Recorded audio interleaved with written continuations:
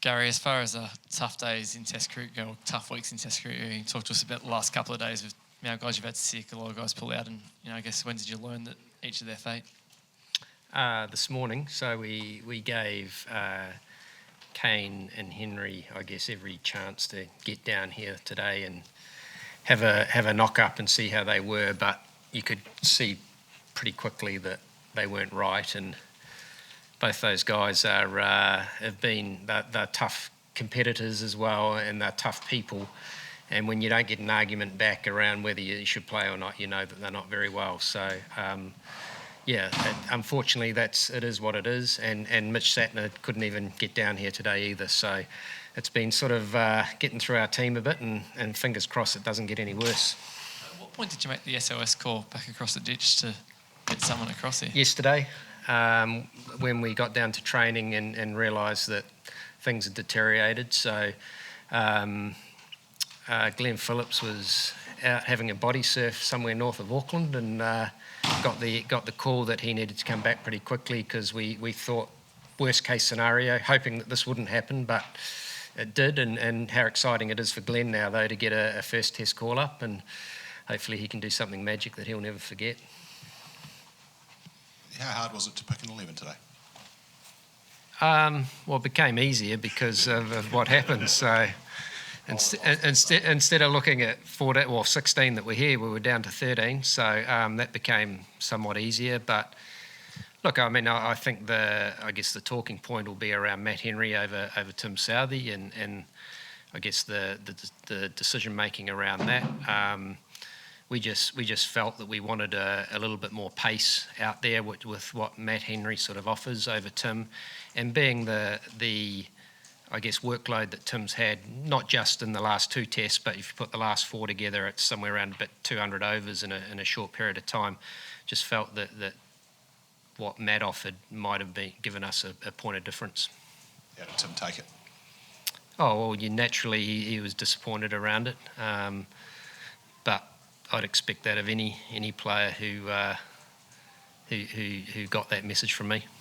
In terms of the selections, there have been a couple that have raised questions over the series. Can you talk us through the process in terms of who has the final say? Is it the captain? I guess today was different, but is it the captain, you? How does it come to that? No, joint decision making. So Kane and I both, Tom and I today both come up with the final decision of the team. So the squad selected beforehand, and that's the squad that's selected by Gavin Larson and myself, with input from the captain there as well.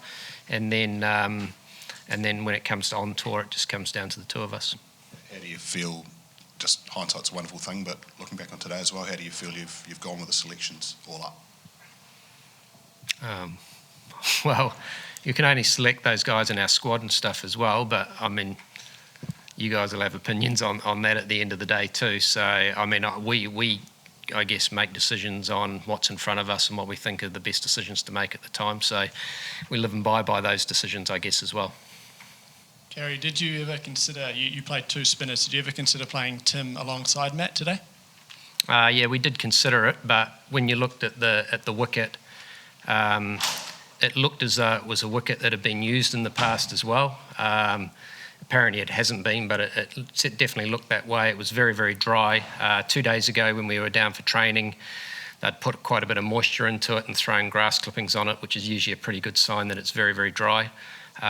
So I guess in the end, once the decision was made to play two spinners, then it was about working out how we manage those quick bowlers after that. I guess we look forward to the throw forward to the batting now, and I guess you're probably looking for a Tom Blundell-like performance from a few others as well. I mean, what's the task in front of you now?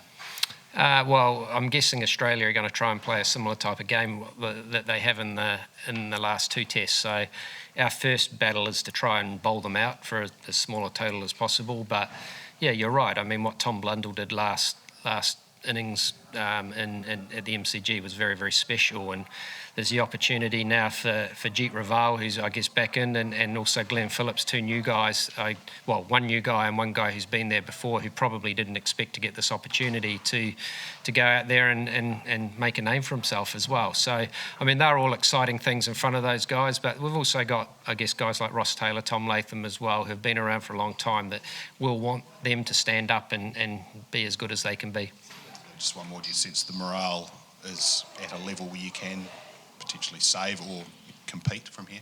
Yeah, I think every time you go out and represent your country, I mean, there's certainly no lack of trying out there. I think it's character testing at the moment, no doubt about it, and we're playing a very, very good Australian side. I mean, they're playing, in my opinion, somewhere near the top of their game as well, and we have to be at the very, very best of what we can do, and we just haven't been able to get through the breakthroughs at the moment with the ball, I guess, to bowl them out for targets that are small enough for us to be able to compete at the moment.